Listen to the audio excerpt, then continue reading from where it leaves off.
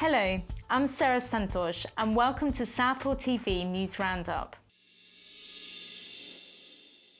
In international news, one policeman was killed and about 100 were injured outside Ukraine's parliament after MPs gave initial backing to reforms for more autonomy in the rebel-held east of the country. National Guardsmen were pelted with firecrackers and petrol bombs, and an explosion was heard in the crowd. The vote was granted by MPs to approve more powers in the areas of Donetsk and Luhansk, which are under control of pro-Russian rebels. Allowing greater power for the rebel-held area is reflected in the Minsk deal that was originally signed in February of this year. A 10-year ceasefire remains in place. In other news, hundreds of migrants have been protesting this week outside a railway station in Budapest, Hungary, after police prevented the migrants from entering the station in order to travel to the EU. Chanting was heard from the crowd, "Germany, Germany," as train tickets were waved in the air. It was reported that Hungary was trying to restore order and enforce EU rules. 3,650 migrants have arrived in Vienna, Austria from Hungary, with the majority heading to Germany. German Chancellor Angela Merkel has called for the fair distribution of refugees throughout Europe. In national news, Rebekah Brooks will return as Chief Executive of Rupert Murdoch's UK newspaper operations. In 2011, Rebekah resigned due to the phone hacking scandal in connection with News of the World. Mrs. Brooks was found innocent of phone hacking charges last year and will replace Mike Darcy, who became Chief Executive in 2012. Mrs. Brooks was delighted to return to News UK, and she said, "It is a privilege to be back among the most talented journalists and executives within the business." In further news, pressure has been mounting on the UK this week to take more of the people fleeing to Europe from Syria. David Cameron has said that the UK will fulfil its moral responsibilities. Mr. Cameron highlighted that the focus should be on bringing peace and stability to the parts of the world affected by war. A picture of a dead boy on a Turkish beach sparked a public outcry over the human cost of suffering, and an online petition which called on the UK to accept more refugees has reached over 100,000 signatures, which has automatically warranted a debate in Parliament. The Prime Minister has since announced that Britain will take in 1,000 more refugees from the camps on the border of Syria. In local news, children aged 7 to 12 years old have been invited to take part in two music programmes organised by Ealing Music Service, Big Sing and Big Play. Both are designed to improve the children's musical skills and to boost their confidence. Big Sing will take place over 6 Saturday afternoons starting on the 14th of November. Big Play takes place over 6 different Saturday afternoons at Greenford Community Centre. In other news, Ealing Council is preparing for the return of the award-winning Ealing Half Marathon on Sunday the 27th of September 2015. With only a few places left, the marathon will attract up to 7,000 runners, thousands of spectators and hundreds of volunteers to the borough to take part and support the race. Further information can be found on Ealing Council's website. In further news, a new management company was incorporated to oversee the long-term development of Gunnersbury Park and Museum in Brentford.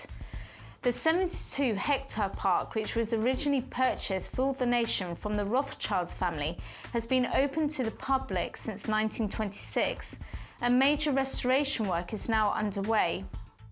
And not to forget the London Mellah at Gunnersbury Park on Sunday the 6th of September.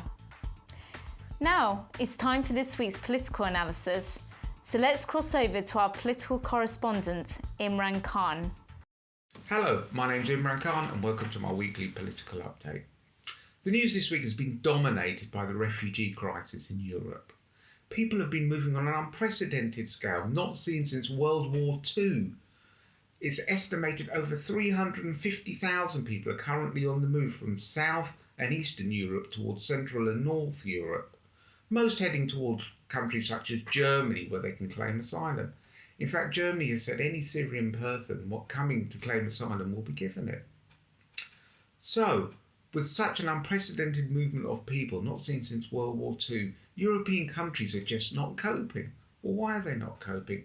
And what are Europe's politicians doing to help? This week, the defining moment for me was on Wednesday, when a picture of a young 3-year-old Syrian boy was splashed all over the media and on TV. This boy had drowned and was found on the beach. His family had made the arduous trip from Syria towards the European mainland in a small dinghy supplied by people smugglers. They'd abandoned them. The dinghy capsized, the 2 boys and the mother drowned. This seemed to be a sea change of opinion and touched the hearts of the people in Europe. In fact, even our Prime Minister, David Cameron, who had been missing in action for the last few weeks, suddenly turned up on TV and said Britain had a moral responsibility. Well, Dave, where was our moral responsibility over the last 4 years when we've only taken 4,000 Syrian refugees, and in fact only 216 from the camps in Turkey? In fact, Germany have taken over 90,000 and Sweden 65,000. Great moral responsibility, Dave. So, what can Europe's politicians do? Well, immigration and asylum and refugees has been a hot topic in the UK and across Europe over the last few years. Parties such as UKIP have made great political gain in banging the immigration question. You ask people, should we take more refugees? And the standard answer is, well, where are they going to live? We haven't got the houses. Who's going to pay for them? What about the National Health Service they're using? What about schools? They're full.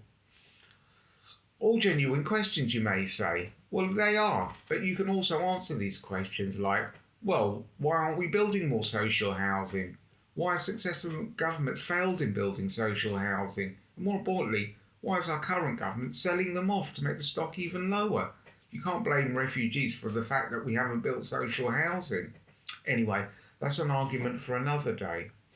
Funny enough, the last time, as I said, when this migrant crisis happened in the 30s, the Daily Mail came out with a massive headline saying, we can't take these people. Where are we going to house them? Who's going to pay for them? Very poignant if you see the arguments of today. In my opinion, what needs to be done is 4 things. Firstly, there needs to be a Europe-wide solution to this problem. Each European country must take a quota of refugees, say 20 or 25,000, to help alleviate the crisis. Secondly, we must set up a legal migrant route. What I mean by this is, instead of people making these hellish journeys from Syria and dying in the process, have legal centres around Syria in the neighbouring countries where people can go, and in the camps people can go to, legally make a claim for asylum, have that claim processed and move safely to the country that's chosen for them. Thirdly, the people smugglers have to be tackled. These people are making a profit out of people's miseries. Countries in Europe, America, the Middle East have to tackle this problem. Fourth thing I want to talk about is, what are Arab countries doing to help with this crisis? Well, the neighbouring ones such as Turkey, Lebanon and Jordan have taken over 4 million Syrian refugees. When I say refugees, what I mean is they've actually just put them in tents. They're not processing their claim for asylum. But what about the rich Gulf states such as Qatar, Saudi Arabia, Bahrain, Kuwait? Do they not have a moral responsibility? Of course they do. So what are they doing about it? Well, they're doing nothing. They've actually closed their borders, which is scandalous in my opinion. Well, funny enough, the people of these countries are now waking up and saying, no, we should do more, and hopefully they'll be putting some pressure on their politicians. Maybe if they spent less money on Ferraris and actually tried to help their fellow human beings, the world might be a better place. Anyway, this will play out over the next few weeks, and let's see what Britain's response is. David Cameron has already said he will increase Britain's quota, but he hasn't said to how many. So let's keep an eye and see how many Syrian refugees we actually process and accept over the coming weeks and months. Anyway, enough from me this week. See you all next week. Bye. Thank you, Imran. And that's it for now. I'm Sara Santosh. Thank you for watching Southall TV News Roundup. I shall be back next week with more news.